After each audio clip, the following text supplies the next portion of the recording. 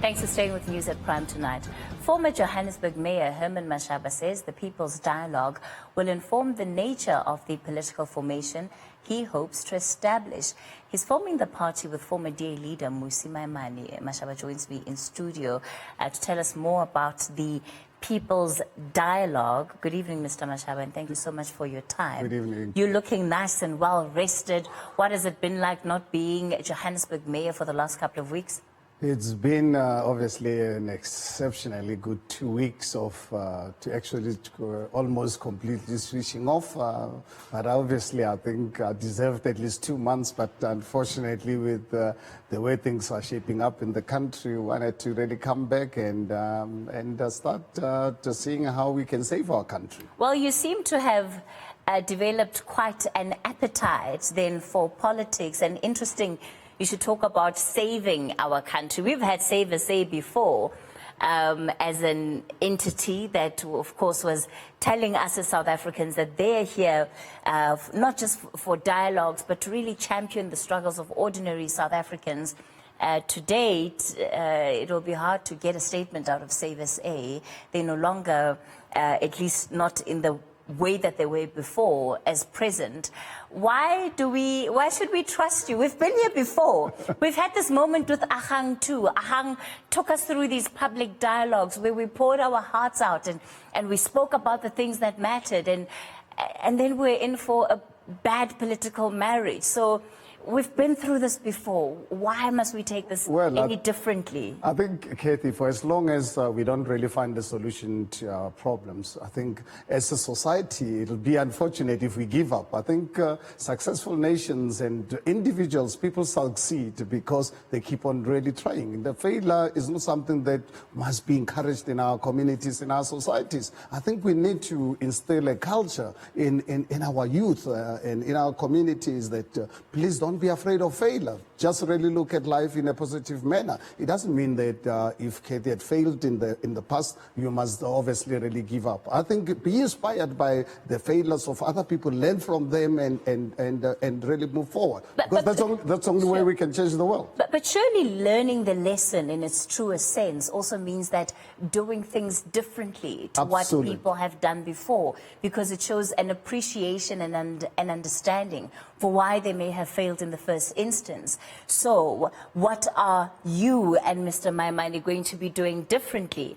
Again, the posture that I've come in here with is that South Africans have seen the script before, and quite frankly, there may be a fatigue for it. So what are you going to be doing differently to say, hey, we are different than the guys before us who tried something like this? Well, you know, as you're aware, I've been away and launched and obviously made arrangements with a team to launch the program in my absence. And for the first time yesterday, getting a formal presentation of the responses received thus far, I can assure you, Cathy, and assure people of South Africa that what's actually coming out, without any doubt, and I'm not really saying this lightly, that the response has overwhelmed me.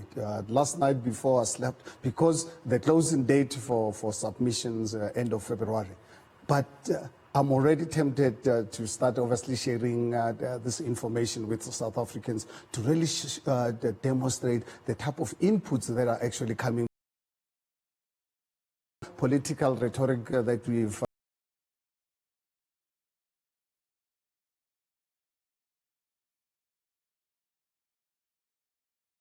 want to really start a political party.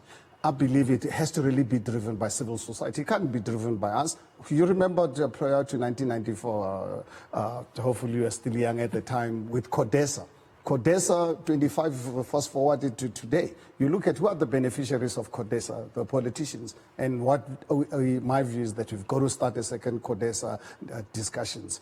But these discussions must obviously be driven by civil society, because we want civil society to be the ones actually driving what government has to really do. The government has to respond to what society needs, not society listening to government. So Mr. Mashaba, if I hear you correctly, ultimately what you are trying to do, and this might be perhaps in the crudest way of saying it, is that you're trying to test the waters with civil society to see if in fact they would be able to give you enough support that that would help create some kind of momentum for you should you form a political party, and that you would at least be guaranteed some level of support? It's not actually just really trying to really gauge a level of support. It's actually ensuring that the civil society that is saying form a political party. I'm sure you're aware. But the Save also had the same model. They had the same approach, because they became one umbrella under which civil society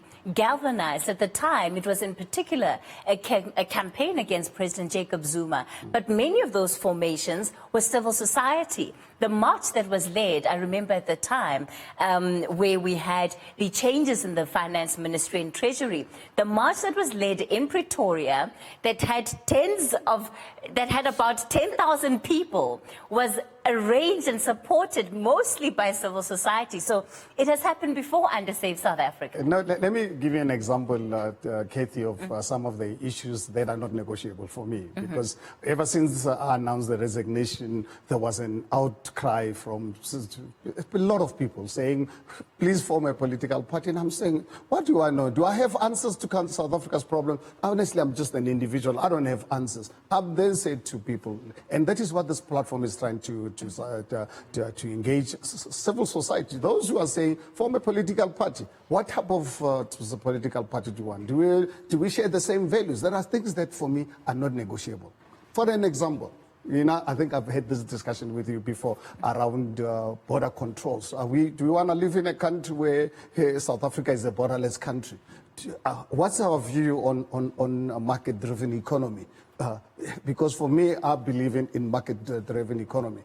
I don't want to really take people by surprise thereafter and obviously impose my will. Let's see what people actually ultimately say to us. And once, obviously, when the report is finalized by March this year, if obviously the majority of South Africans say, no, we're not interested in the rule of law, we want South Africa to be a borderless country, we're not interested in private sector investment, we must do it ourselves, or government must drive the economy. Those are things that I will say to South Africans, thank you very much, we've listened to you, here's your report, this is not for me. So you are testing the waters? Not testing, no. It is not testing the water. It is engaging civil society. You're engaging civil society, you're testing the waters so that you can see if there is enough room and opportunity politically that presents itself for you and Mmusi Maimane to be able to step in under political organization and perhaps be able to get whatever percentage of the share of the market but we don't have obviously a predetermined strategy to say regardless we'll form a political party. I will only personally accept to play a role in the political space in the event that South Africans and I share the same values. If majority of South Africans don't share the same values as I do, believe in a government that must control everything, that says South Africa must be a lawless country, we must allow drugs to destroy our communities and so forth and so forth. If that's the case, what's going to come out, I can tell you, I'm not interested, because being a public servant is the last job in the world I want. But at the end of the day, as an ordinary South African, and a privileged one for that matter, I believe one has got a role to play. I cannot discuss serious country matters at dinner tables and think that we can have solutions to this. And I'm not really living this country. So I'm saying is South Africans, let us engage. And if we agree, we share the same values as society, as the people of South Africa, then I'm happy to serve. But at the end of the day, if South Africans say, Mashaba, you're the wrong person, we don't really believe in your value system, I'm happy to really step aside. So do you think then that because you, on some level, are playing open cards, which is commendable, that you're not necessarily close to the idea of starting a political formation after this, do you think that for those South Africans who are tired of hearing endless and empty promises from politicians, that even the process of holding these dialogues might be seen as disingenuous, at least to them, and the extent to which then they can be truly open in those conversations simply because they will see you as yet another politician who's trying to extract potentially a vote from them in future, and not necessarily genuinely empathize with their situation, and find solutions to their problems which don't in one way benefit you through a potential political formation? Well, I think, Cathy, we can't look at life always in a negative perspective, more especially in a country like us where we have spectacularly failed over the last 25 years. I think we have to sometimes, as a country, as a people, analysts in particular, we've got to start really looking at life in a positive light, because it doesn't really mean that with all these problems we cannot really come out if we focus our mind on positivity. But at the end of the day, it must be a genuine engagement. It must not really be an issue where you go out and mislead society, because can only really serve on the basis of having a mandate, but a clear mandate on terms of making sure that I think I share the same values with the people that I'm supposed to serve. But at the end of the day, as I've said, indicated to you, if people believe I'm the wrong person, I'm happy to really step aside, and because I don't want to live in a country that is lawless like South Africa, with high unemployment, the most unequal society in the world. I want to really, I'm got into politics to deal with these issues of inequality. One element that I'm very strong about, to really run a pro-poor government. Do we agree on this? What is a pro-poor government? Are we really committed to this process of running a pro-poor government? Those are issues that, for me, that I want to be upfront. But if people are not happy with what I'm actually selling to them, then that's fine, as I said, to really walk away and sure. Watch our country disintegrate, which would really be quite sad. But I think, fortunately enough, the last 2 weeks of engagements already, I'm excited. Sometime in January, I'm hoping that I can already start really sharing what's actually coming out of this discussion. So what then can we expect from the People's Dialogue in the first 3 months of next year? Because they no. Sure. End of February is the deadline of submissions, sure. And in the meantime, I've got experts who are putting together all this input, and I will really share it with people as a document, as a way forward for the country. So by the end of March at the latest, we'll obviously really have a view whether the Mashaba and Maimane and other ordinary South Africans are ready to really serve on the basis of the mandate that they've sure. received from civil society. Did you and Mmusi Maimane talk about this before the decision that you made to resign from the position in Johannesburg and from the DA?